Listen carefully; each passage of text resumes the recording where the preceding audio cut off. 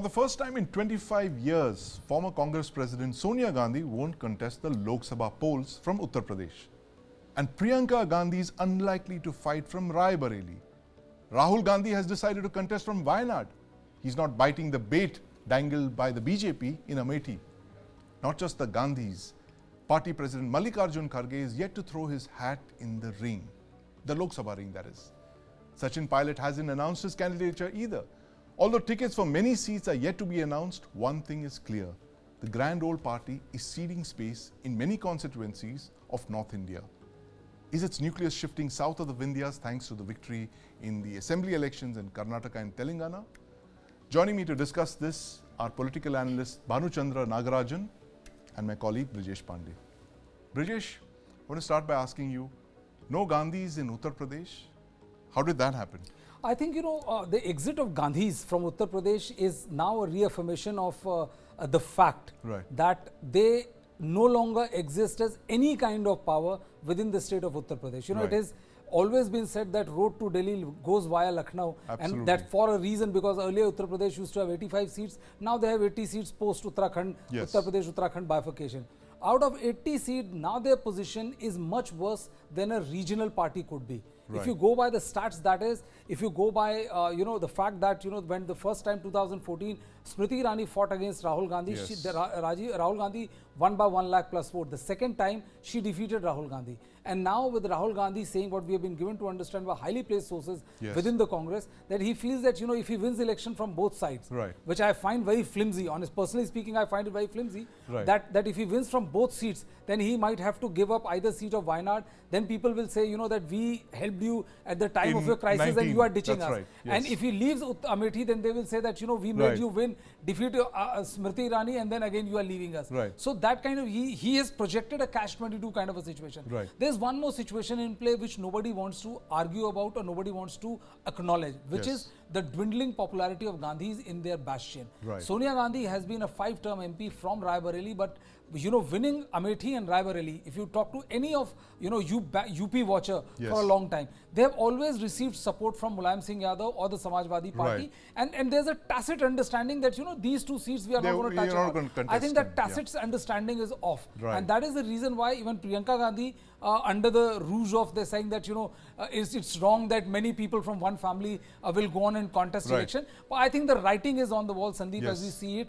Gandhis no longer matter in Uttar Pradesh. And I think this in itself is the biggest story of 2024 election, that they have ceased to exist in the state that matters most for anybody. Absolutely. If I take 30 more seconds from you, if you look at 2004 election and look at 2009 election, the BJP won 10 Lok Sabha seats each in Lok Sabha. But if you look at the stats, they were number 3 for more than 20-25 seats. And the revival which you are seeing at center, the Modi magic is post 14. Look at the number of seats they have managed to convert from 10 to 73, from 10 to 63, and now they are again looking at 70 plus seats. Without this metamorphosis, because it's pure arithmetic, there is no way on earth that you can be a serious player in the politics of India. Banuchandar, very important point here by Brijesh, the fact that this is possibly the first election that, correct me if I'm wrong, Brijesh, the first election that the Gandhis are not fighting from Uttar Pradesh. Because even in 1977, Mrs. Gandhi was defeated from Raebareli, but she contested. She contested election. And she won in Chikmagalur. Absolutely. How much of a tectonic shift is this in India's political history? 2024, no Gandhis in Uttar Pradesh. Yeah, the commanders have abandoned the battlefield, Sandeep. Yes. Sonia Gandhi has decided to forsake Raebareli, and now she contested as a Rajya Sabha member. Rahul Gandhi lost Amethi, but he did not show any attempts to win it back. And even the recent Bharat Jodo Yatra, it was supposed to travel 11 days in Uttar Pradesh. It was curtailed to less than 6 days.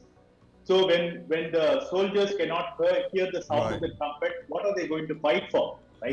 If on the contrary, if you look at what the purported double-engine Sarkar of Modi and Yogi have done, they have improved law and order, infrastructure has increased tremendously, and there are all these amazing projects, and add Ayodhya to it. So BJP has given every reason for people to vote for them. On the contrary, Congress has given nothing to the people to vote for them. So that is the state of affairs. like what Brijesh was saying. See, if you go to if McKinsey advises any big company on what their market strategy should be, they will say that go after their biggest market. Right? For politician, Uttar Pradesh is the biggest market. If you're not there, you're not in the game at all.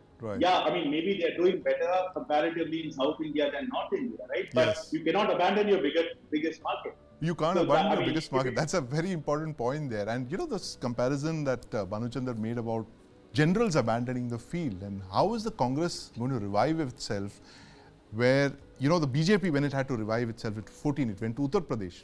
Prime Minister Modi fought from UP. You have to lead from front. You know, when 2014, you know, when this news broke, that, you know, that Prime Minister Narendra Modi is fighting from Varanasi, it was very clear that he was leading from front. You know, there was a incremental change in the mood against, you know, there was a, UP was perceived as, you know, as scam-ridden coalition and corrupt to the core. There was India against corruption and all. But still, you have to fight the battle to win the battle. You just cannot leave it to your soldiers. The fact is that Modi chose to contest from Varanasi was a big signal of how he understood the fact that without winning Uttar Pradesh, there is no way you can win the rest of the country. And that was there.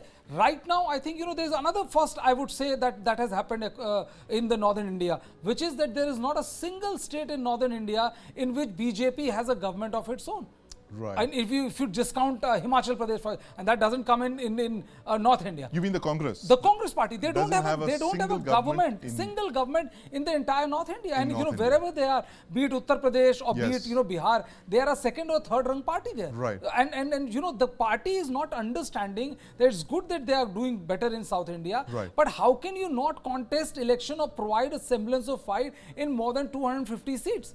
How can you abandon the battle, you know, the Uttar Pradesh, Bihar, and Rajasthan, Gujarat? I mean, you just literally abandon them. Absolutely. But it's not the end of the road for the Gandhis, Brijesh, as we were just discussing before the show.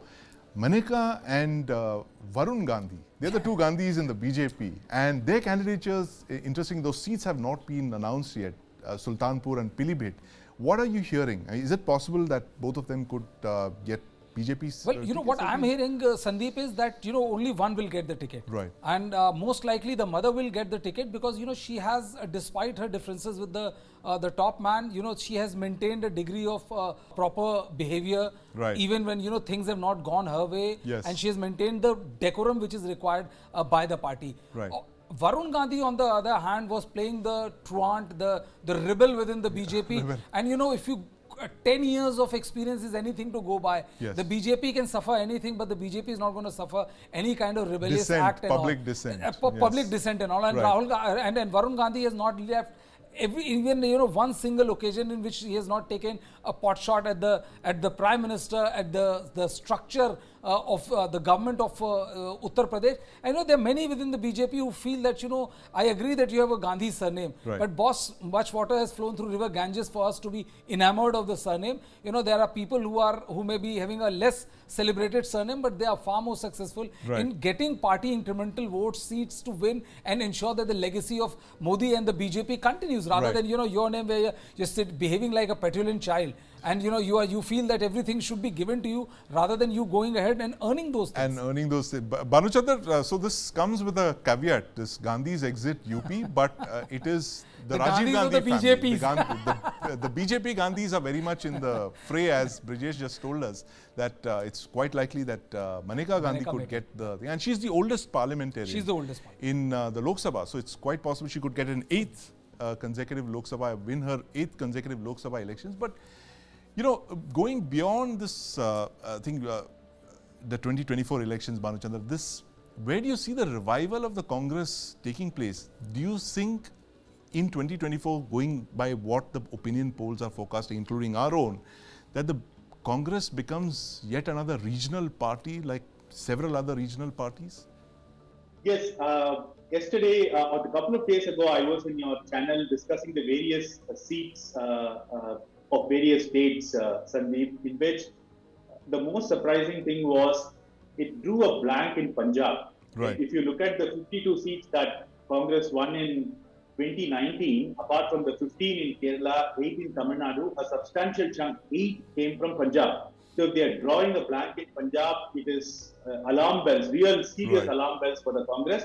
Because see, we speak about where BJP will get his 370 or where NDA will get his 400, right? I wonder where Congress is going to get its 25 from, right? So, and I think if you count the pecking order, I think the India bloc will come lower than the others in the 540 tally. That is what I think. And how it is going to come out of it is a $1 billion question, because if you look at any political party, there are three main dimensions that has to work for them: organization, ideology, and leadership. Right?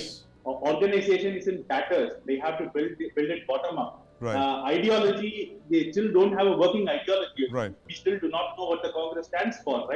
What is liberalism? What is federalism? Because beyond that, secularism is now a much cussed word. So how are they going to redefine it? And leadership, will they abandon the Gandhis or will they be with the Gandhis? All of these are very complicated questions, and Congress should have grappled it after the massive losses of 2014 and 19. In December, yes, that's right. Yeah, they just kicked the can down, and the can is still rolling down. I don't think they have got a grip of how they're going to address the big problems. Right. So organization, ideology, leadership, that's OIL. And Brijesh, data is the new oil. and the data suggests, as we just discussed, that the Gandhis are exiting UP. But this is a story, as Brijesh said, it's the political story of 2024. No Gandhis in Uttar Pradesh, no member of Rajiv Gandhi's family that has been the ruling family that has dominated Indian politics for quarter of a century. They are not contesting Uttar Pradesh. But thank you very much for joining us this evening, Banuchandar and my colleague Brijesh. We will be tracking that story in future installments of the News9 Plus show. Streaming on News9 Plus. News is now content. Subscribe and get free vouchers.